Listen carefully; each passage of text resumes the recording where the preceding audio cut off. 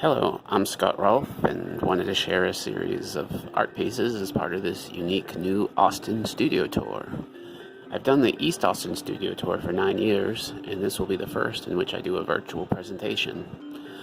This is the first video I've done of this nature, so definitely will be a learning experience.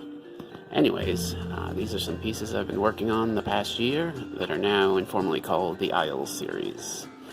This idea came about in the early days of the COVID outbreak and reflects that, due to varying degrees of quarantine, we have become our own islands in a way.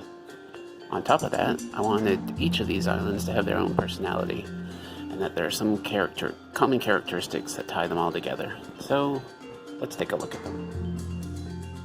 The first piece I did in this series is called Isle of Morn. The title is a play on words, and the objects themselves are meant to be playful, with alphabet blocks, driftwood, wood beads, and a dollhouse clock coming together to make up this piece.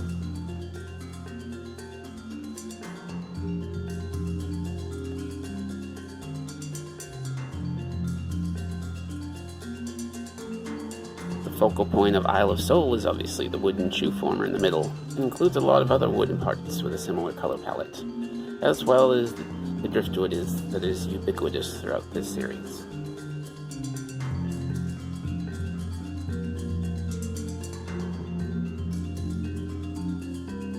Next up is Isle of Fowl. Once again, it's another title that's a play on words. A few elements here, including the bird itself, were taken from a dismantled piece I did a few years back. You could say that this is a twice recycled piece. In its new home, so we'll share this still photo of it. The sense of play is very apparent with its cheerful colors and children's toys, and also has a mobility theme to it, with a horse, car, and wagon wheel in the center, hence its title, Isle of Go.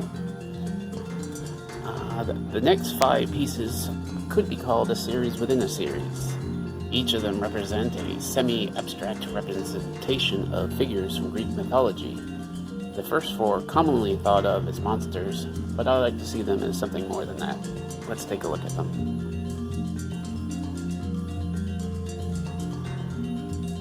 Isle of Minos is named after the king of Crete, who sent poor Athenian kids into the labyrinth to be eaten by the Minotaur, and would later become a judge in the underworld. You can almost see his crown and scepters in this piece.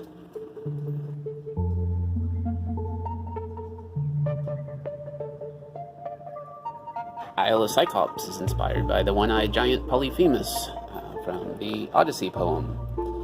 But as many have noted, it also has a striking resemblance to jellyfish, which ties in nicely with the island theme of this series.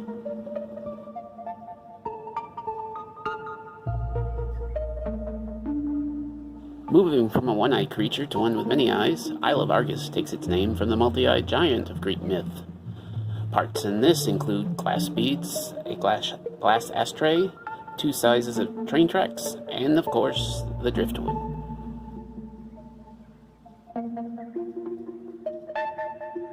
Perhaps the most abstract representation of the bunch, Isle of Medusa snakes aren't so much hair as they are legs of some sort. I really want to convey the feeling of motion in it, with both those legs and the jumble of parts on the top.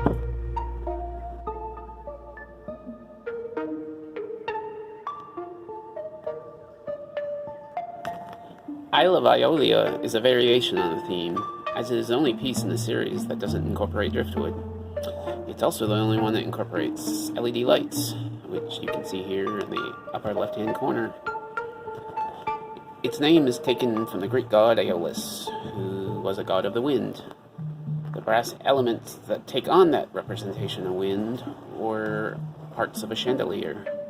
You can also see a clock body, as well as some curious wooden pieces with dowels.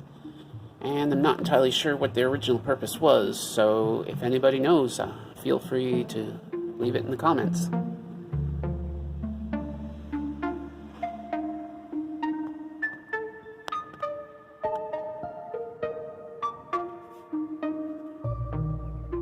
So I will share today is called the Isle of Blue Sun, and it is the only one that fits itself into a traditional frame.